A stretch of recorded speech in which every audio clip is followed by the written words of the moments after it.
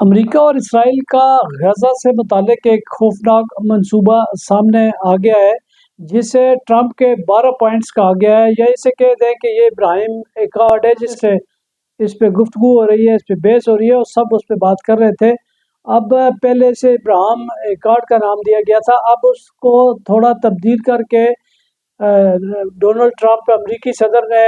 20 point یا 21 points کا نام دے دیا ہے۔ اب 20 پوائنٹس کیا ہیں اس پہ بات کریں گے، میں اس کی تفصیلات پہ جاؤں گا اور یہ معاہدہ ہے کیا اور اس کے اثرات کیا ہوں گے۔ اس کے علاوہ جو بات کریں گے وزیر اعظم شہباز شریف کے دورہ امریکہ، فیلڈ مارشل کے دورہ امریکہ اور ٹرمپ سے ملاقات کے بعد کے جو یہاں رد عمل پاکستان میں آئے تو بات کریں گے۔ کل ملاقات کی اسرائیلی صدر اور ٹرمپ نے، اور اس کے بعد انہوں نے ان 20 نکات کا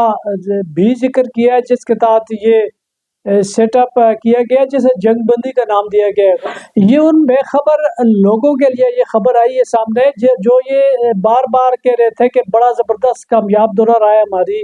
قیادت کا، سول اور ملٹری قیادت ہماری دورہ امریکہ پر ہے، اور وہاں ان کی ملاقاتوں کے حوالے سے بڑا جشن منایا جا رہا تھا، اور خاص کر کہا جا رہا تھا کہ امریکی صدر نے پہلی مرتبہ زبردست خیر مقدم کیا ہے پاکستان کا، اور دیگر مسلم ممالک کا بھی وہ اسی طرح، خاص کر سعودی عرب کی بڑی تعریف کر رہے تھے۔ اب جو بلی تھیلے سے باہر آئی ہے تو صورتحال واضح ہو گئی ہے کہ یہ جو خیر مقدم کیا جا رہا تھا، یہ سب کچھ جو کیا جا رہا تھا، اس کا ایک پہلو جو غزہ کے حوالے سے وہ سامنے آیا۔ اب پاکستان میں مادیات کے حوالے سے یہ پاکستان کے ساتھ ان کے کیا مزید مفادات ہیں وہ ابھی بات سامنے آنی ہے، لیکن اب جو غزہ کے حوالے سے خود امریکن صدر نے کل اسرائیلی وزیر اعظم کے ساتھ ملاقات کے بعد کچھ بات کی، اور اس کے علاوہ جو 20 پوائنٹس جو ٹرمپ کے ہیں وہ کچھ سامنے آئے ہیں، تو اس سے عیاں ہو گیا ہے کہ یہ کھچڑی کیا پک رہی تھی، اور جسے 20 پوائنٹ کا نام دیا گیا ہے ٹرمپ کا، جس کا ابھی ہمارے وزیر اعظم شہباز شریف نے بھی ایک ٹویٹ میں خیر مقدم کیا ہے۔ ٹرمپ نے تو خیر کل کی ملاقات کے بعد کہا ہے کہ میرے جو 20 پوائنٹس ہیں اس پہ شہباز شریف، فیلڈ مارشل، سعودی عرب، انڈونیشیا اور دیگر مسلم ممالک اور عرب ممالک نے ایکا کر لیا ہے، اس پہ راضی ہو گئے، اتفاق کر لیا ہے۔ تو اس سے پہلے ہی ہمارے وزیر اعظم نے خیر مقدم کر دیا تھا ان 20 نکات کا۔ میں ان 20 نکات پہ بات کروں گا جس پہ ہمارے طرف سے خیر مقدم کر دیا گیا ہے، اور اس معاہدے کی وہ چیدہ جو باتیں ہوں گی اس پہ میں بات کروں گا۔ حماس کے حوالے سے کہا گیا ہے کہ حماس کو یہ معاہدہ تسلیم کرنا ہوگا۔ اگر حماس یہ معاہدہ تسلیم کرتا ہے، یہ اس 20 پوائنٹس کے تحت کہا گیا ہے کہ حماس کو غیر مسلح کیا جائے گا اور غزہ کی حکومت میں اس کا کوئی کردار نہیں ہوگا۔ یہ بھی کہا گیا ہے کہ حماس کی جو اسلحہ کی فیکٹری ہے، یہ اسلحہ سازی کا جو بھی پروگرام ہے وہ ختم کر دیا جائے گا۔ حماس کے بارے میں کہا گیا ہے کہ یہ جو ہی اگر اس پہ معاہدے پہ عمل درآمد شروع کریں گے تو 72 گھنٹوں کے اندر حماس کو وہ 18 قیدی اور 20 لاشیں واپس کرنا پڑیں گی اسرائیل کو جو ان کے قبضے میں ہے۔ اس کے بدلے میں اس کے بعد جب یہ حماس یہ واپس کر دیں گے، اس کے بعد فلسطین میں جو 370 خواتین اور بچے قید ہیں، اور باقی جو عمر قید پانے والے 300 لوگ ہیں 2023 کے بعد جو وہاں قید ہوئے ہیں، ان کو رہا کر دیا جائے گا۔ اب اس میں انخلاء کی بات آئی ہے، یہ مرحلہ وار واپسی ہوگی، مطلب ایک دم واپس نہیں جائے گا، اسرائیلی فوج ایک دم واپس نہیں جائے گی، اور اس کے لیے بھی ایک جو انتظام تجویز کیا گیا ہے اس 20 پوائنٹس میں، وہ عالمی امن کونسل بنے گی ٹرمپ کی سربراہی میں۔ تو اس عالمی امن کونسل میں سابق برطانوی وزیر اعظم ٹونی بلیئر بھی شامل ہوں گے، اور اس کے تحت جو فلسطینی کمیٹی ایک بنے گی جس میں ٹیکنوکریٹس ہوں گے، غیر سیاسی ٹیکنوکریٹس ہوں گے اس کے، اور کچھ جو ہم خیال سے مراد ہے جسے امریکہ چاہے گا، وہ عرب ممالک یا دیگر مسلم ممالک کے کچھ لوگ بھی شامل کیے جا سکتے ہیں، لیکن اس کا جو نگرانی کرے گا جو عالمی امن کونسل کی جس کی نگرانی میں یہ سیٹ اپ عبوری سیٹ اپ قائم کیا جائے گا، وہ اس کے سربراہ ہوں گے ڈونلڈ ٹرمپ، جبکہ نیچے گراؤنڈ میں جو ٹونی بلیئر بھی اس کا حصہ ہوں گے، تو یہ وہ ساری اتھارٹی قائم کرے گی۔ کہا گیا ہے کہ غزہ سے فلسطینیوں کو بے دخل نہیں کیا جائے گا، اس میں ایک بڑی دلچسپ بات یہ ہے کہ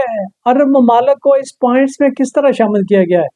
انہوں نے کہا جی جو اس کی تعمیر نو ہوگی غزہ کی، اس کا منصوبے میں انہوں نے بتایا گیا ہے کہ عالمی بینک شامل ہوگا اور اس میں عالمی مالیاتی اداروں کو بھی شامل کیا جائے گا، وہ اس کی تعمیر نو میں حصہ لیں گے۔ تو اس کا طریقہ کار بھی یہی عالمی امن کونسل طے کرے گی، جبکہ عرب ممالک سے کہا گیا ہے کہ وہ عرب ممالک اس کی مالی معاونت کریں گے۔ یعنی کہ تباہی کی تھی اسرائیل نے اور اس کا انتظام سنبھالے گے ٹرمپ، اور ان کی جو مجوزہ جو عبوری سیٹ اپ بنائے گا وہ سنبھالے گا، جبکہ اس کی تعمیر نو کریں گے عرب ممالک اپنے پیسوں سے۔ یہ معاہدہ کسی وقت بھی کہیں بھی ختم ہو سکتا ہے یا رک سکتا ہے، خدشہ موجود ہے، کیونکہ جب حماس سے آپ اپنے قیدی اور لاشیں لے چکے ہوں گے، حماس کو جب آپ غیر مسلح کر چکے ہوں گے، حماس کو جب آپ غزہ کے مختلف معاملات سے الگ کر چکے ہوں گے، تو پھر کسی وقت اگر یہ معاہدہ کوئی وائلیٹ ہو جاتا ہے تو پھر گارنٹی نہیں ہے کہ کیسے وہ اس پہ ہوگا یا نہیں ہوگا، لیکن اگر ہوگا بھی تو ظاہر ہے وہ سارے ان کی ون ون پوزیشن ہوگی، امریکہ کی اور اسرائیل کی، تو اس پہ کیوں ہوگا۔ لیکن اس کے باوجود جب کل ٹاک کی ہے اس نے ڈونلڈ ٹرمپ نے اور اسرائیلی وزیر اعظم نیتن یاہو نے ملاقات کے بعد، تو نیتن یاہو نے اس منصوبے سے بھی مکمل اتفاق نہیں کیا، اور خاص کر جو فلسطینی حکومت کے قیام کے حوالے سے ان کے تحفظات تھے، انہوں نے ان کو وہاں بھی ماننے سے انکار کیا ہے۔ ہاں البتہ جو دیگر معاملات ہیں انہوں نے اس پہ کہا ہے، لیکن اس میں بھی مرحلہ وار واپسی ہوگی۔ اسرائیلی جو فوج وہاں ہے وہ مرحلہ وار، ظاہر ہے جب وہ ممکن ہے ایسا ہو کہ پہلے مرحلے میں وہ کچھ پیچھے ہو جائیں اور جنگ بندی کر لیں۔ جنگ بندی تو میں پھر اس کے لیے لفظ ہی استعمال غلط ہوتا ہے۔ جنگ بندی تو ہے ہی نہیں ہے، یک طرفہ کارروائی ہو رہی ہے کہ وہ اس پہ فائر بندی یا بمباری یا جارحیت بند کر دیں گے کچھ تھوڑے عرصے کے لیے، اور ممکن ہے جب ان کا سارے اپنے مطالبات پورے ہو جائیں تو پھر وہ اس میں آگے پھر بھی دوبارہ کوئی ایکٹیو ہو سکتے ہیں، دوبارہ پھر کارروائی کر سکتے ہیں۔ لیکن اس میں ایک یہ بات ہے کہ جب اس کی سارا تعمیر نو کرے گا ٹرمپ کے زیر انتظام عالمی امن کونسل کرے گی، وہ جو ان کی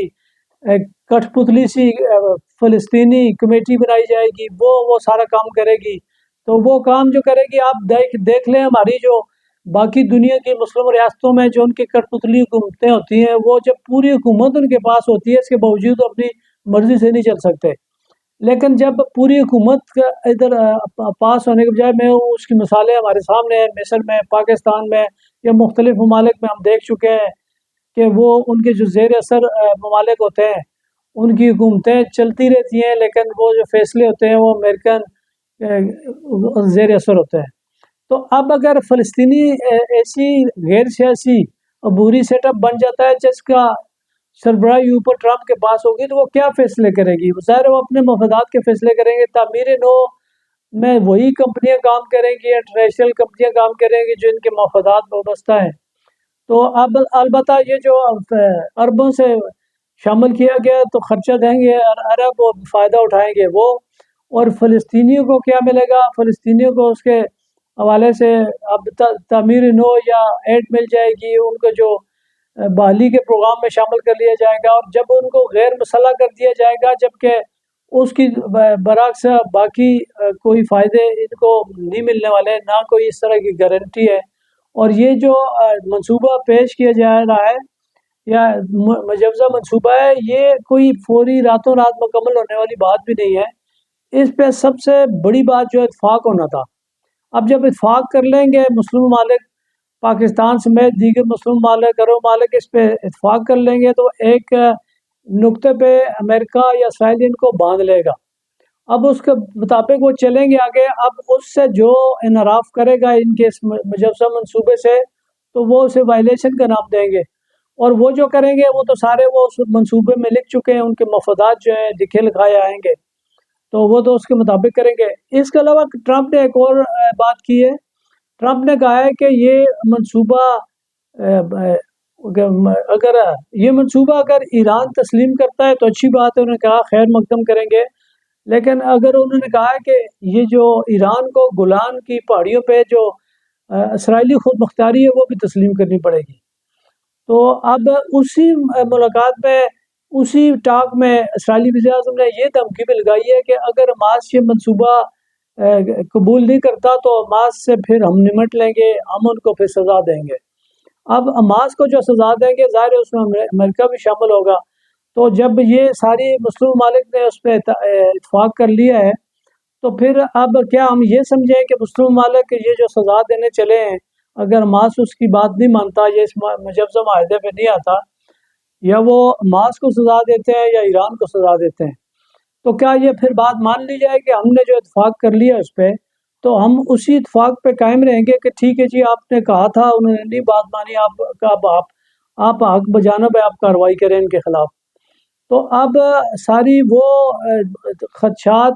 وہ جس پہ بڑی بحث ہوتی تھی، کبھی ہم اسرائیل کا نام لیتے ہوئے بھی یہاں نہ گناہ سمجھا جاتا ہے پاکستان میں خاص کر،